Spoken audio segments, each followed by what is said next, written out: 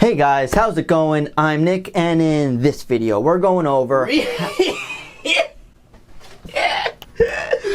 about to get abnormal. In this video we're going over how to write a book, and we're going over 7 steps how to self-publish. All those. As you can obviously see, it's going to be a little bit different in this one. You might have recognized him from my channel trailer. My brother. I just looked at your face. Hello friends. I'm here today, and I'm going to start off as quietly and as calm as possible, and then rapidly crescendo as the video goes on.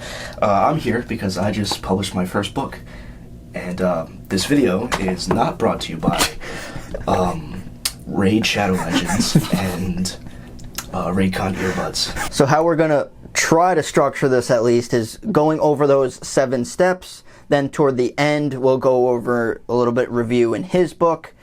And I'll have some timestamps so you could jump around if you want to miss any of this. Which I don't think you do. Alright guys, so going straight into it. What up guys? It's your boy, Fancy Milk, and the first step we got for today is writing the book. So what happened to that, like, crescendoing thing? Listen, this is our world, and we can make and break the rules here. I've been told to tone it down because we got some complaints upstairs with an old lady and a broom handle. And she's getting aggressive. So the first step is to find your genre or your field or your topic, commas in between those. And what you want to do is not reinvent the wheel, but you want to put your own fresh coat of paint on this brand new canvas that we're painting here. Remember, this is your world. So in order to make a book that really stands out, you have to put your own unique twist on it so it catches the eye. And it's, what's that? Across the room. You want to lure people in, not as a side hustle, but eventually as a tactic to take over your job, because we don't want jobs. We want passions. And money. So a quick question on that. Down in the front row with your hand raised. I didn't have my hand raised. But one quick question on just writing that book, because it's obviously easier said than done. How do you find those passions, or how do you get those inspirations? That's an excellent question, and I'm glad you asked it today. Now, luckily, through the power of editing, I have all the steps here that you're going to need in achieving inspiration. Step 1, get inspiration.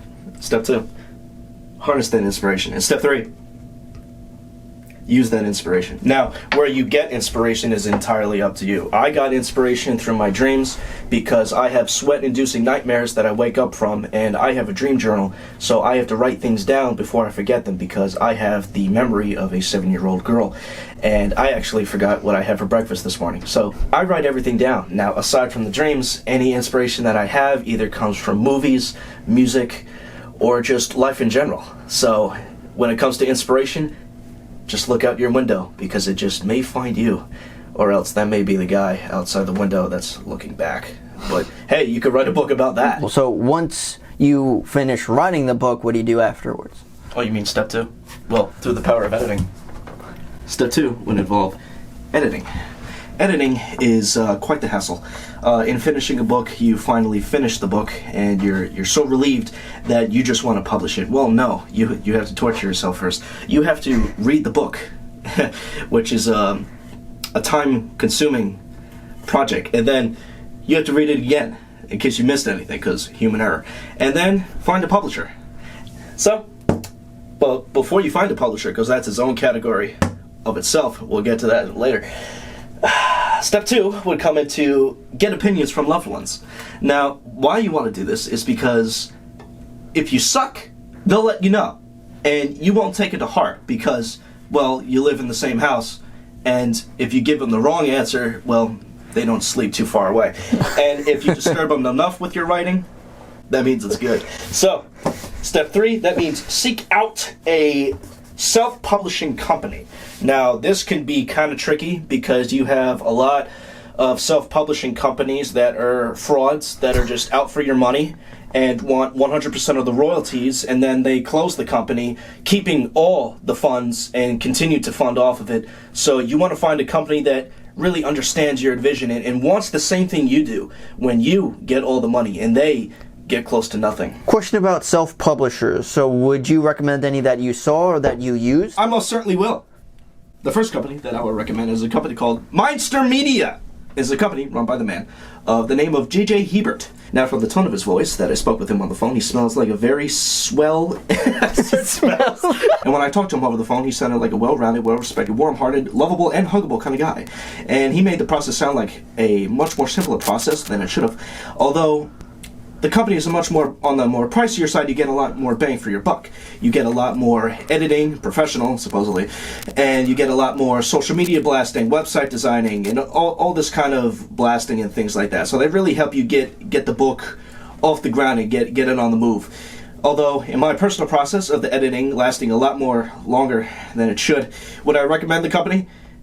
Probably not. The second company that I would recommend is by the name of BookBaby. Now, BookBaby is the company that I used for my second book that is in the beginning stages and is going to take a lot less time than the previous one. Would I recommend them as of right now? Yes.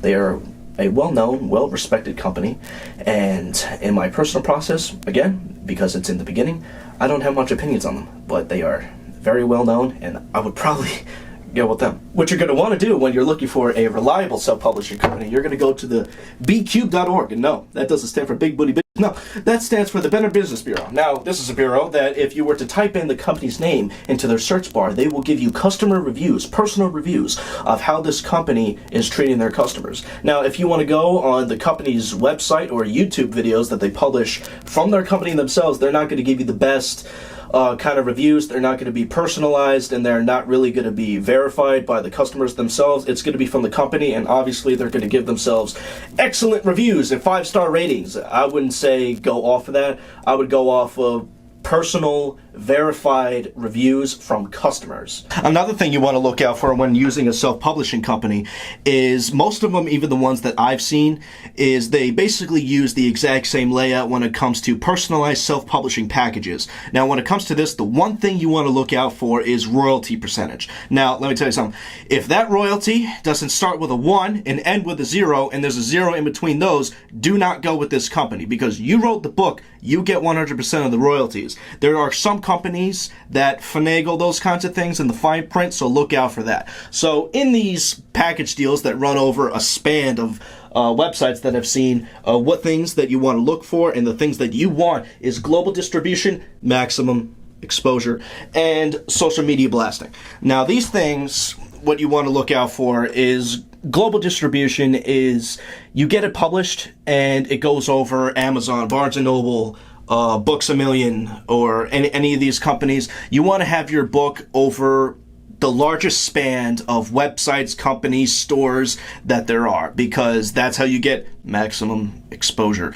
And with that exposure, that could come of anything. Someone could see your book, or if you have a flashy cover, you want the maximum exposure possible when it comes to having a fancy cover or having your book everywhere, and that leads to social media blasting, which is having your book, if you want to establish ads on social media such as Facebook, Instagram, and those are the Twitter, and those are the only 3 I know that matter. And you have to have your company and your platform and your book over all these platforms, because social media is where it's at, baby. And you need to have your book everywhere so it gets maximum exposure. And that's how you get a popular book. Which leads to Refuse Giveaways, Awards, and Web Design.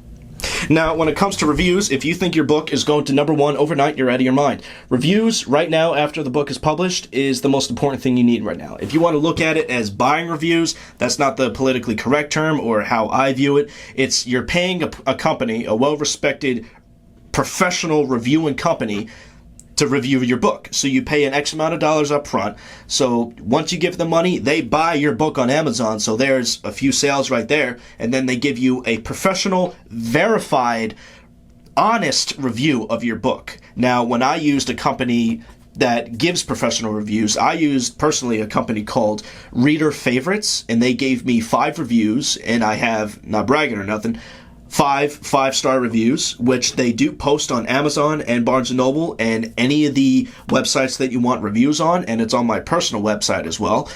And reviews is what gets noticed. If they see it's a high-ranking, high-rated book, That's what people are going to gravitate to. Now, when it comes to giveaways, giveaways are a great way of how to get exposure. Now, when you do a giveaway, same thing on Reader Favorites, I'm currently hosting a giveaway of having 10 books given away. And when you do this, you could see of giving away 10 free books. And that's not how I look at it. It's getting your name and your brand and your company and your book and yourself out there. So when you give away these 10 books, within the month span of where, say, a giveaway is being hosted, you have maximum exposure. And even though you give away 10 books, you may have 600 or 700 people looking at your book. And if they don't win the giveaway, they'll still buy your book, regardless if they win or don't win the giveaway at all. And when it comes to awards is when you enter a contest within a certain genre or a certain subject that you enroll your book in. And I think it's different with every company of every kind of award, indie award, excellence award, what have you. With these companies, it's you enlist your book into these awards, and you could have that exposure with book awards, and you have the chance, if your book is good enough, to have your book nominated or given an award for best thriller, suspense, new age, new fiction, nonfiction, what have you. So that's how you get exposure there, and if you win an award, that's even more exposure right there. And the last thing, web design. Web design, you want to establish, again, is your foundation of your company, because this is a company at the end of the day. This is real life money. We're here to make money.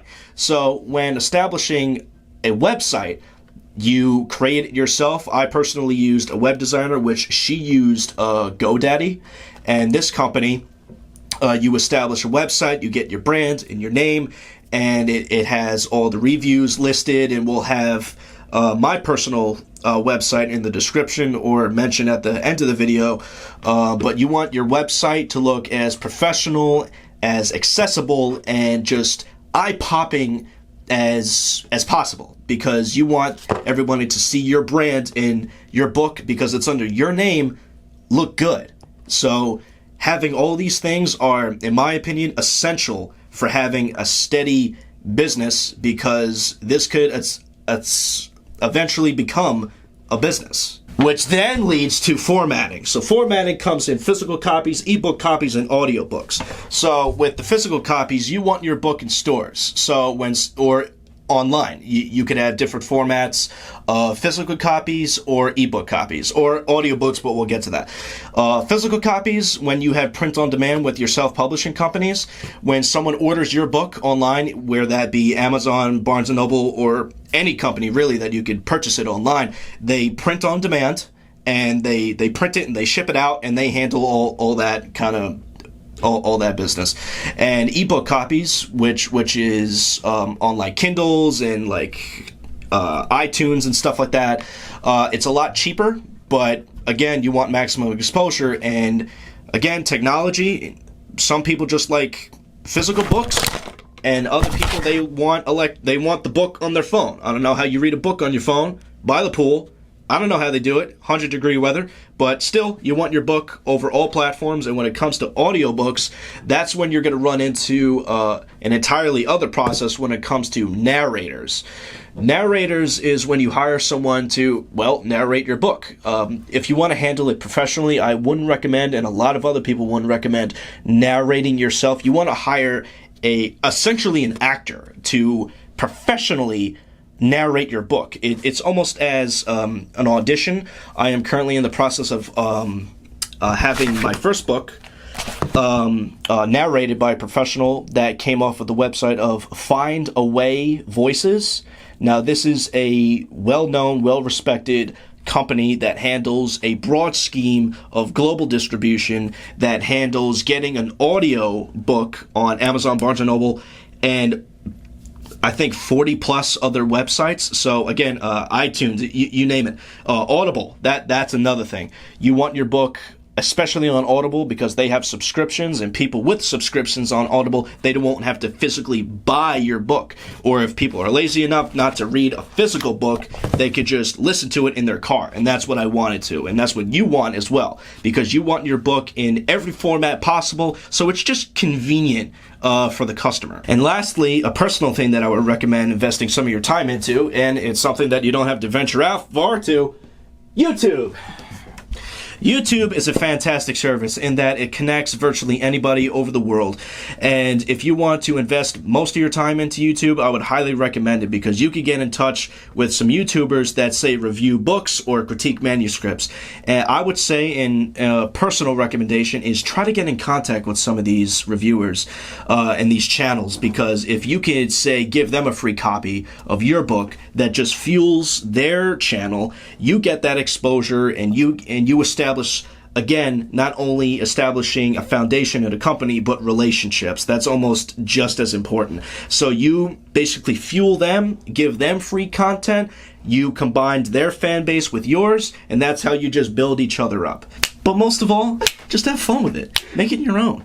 If you're going this far to publish your work, of getting your brand and your name out there, make it your own. These customers are not stupid. And if you're just gonna reinvent the wheel with all this material and subject matter that's already been covered before, and maybe even in a better way than you do it, customers are going to see right through you, and they're going to venture out somewhere else, because you have nothing new to offer them.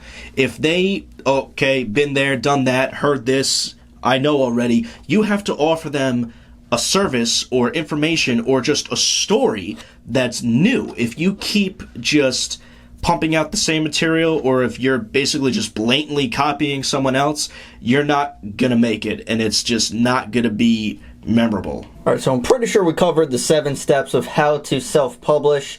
He did like an incredible amount of research and experience through this, and I think this helped him a lot to write his book, which we're going to be talking about now. Just a quick review of what he actually created with all of these steps. So if you want to give them a quick close-up of the front and back covers so they could check it out real quick. But I will just beware, it is kind of a rated R type of thing, so beware of that.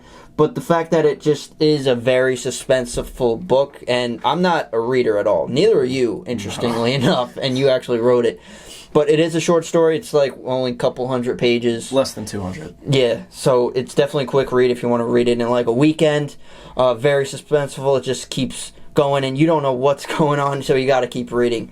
And the fact you started this in like middle school. Yeah. So it took like years to write, and you see that progression throughout that. So if you want to go a little bit in more detail about that. Yeah, so the first book, entitled Checkpoint, this book is a modern-day, New Age interpretation of the Book of Genesis. And for those of you not familiar, the Book of Genesis is the story and origin story of Adam and Eve. So my book is, if they were to be placed in our world, and their unique story is altered in some way, and you see that progression from their rhythmic lives, eventually ending up in facing and encountering and being a part of what essentially looks like World War III.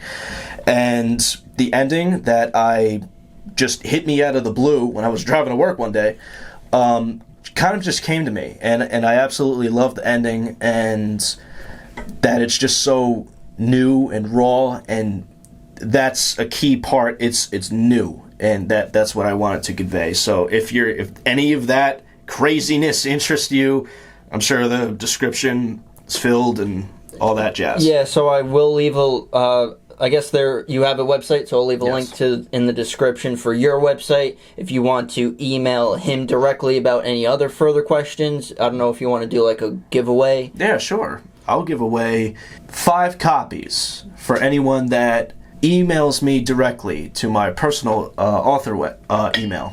So if you're interested, email directly, and I'll sort them out of a hat. Oh man, so get on that. So definitely email him. Hopefully these steps kind of helped you out along that process, because no one talks about that. It's a lot of research and development, and it seems like you did a lot for this book. So guys, if you have any questions, comments, concerns, please leave them down below in the comments. We'd love to hear what you guys have to say. Hopefully this could help you out. Any questions for him? Thanks so much for watching, guys. Really appreciate it. So I'll see you guys in the next one.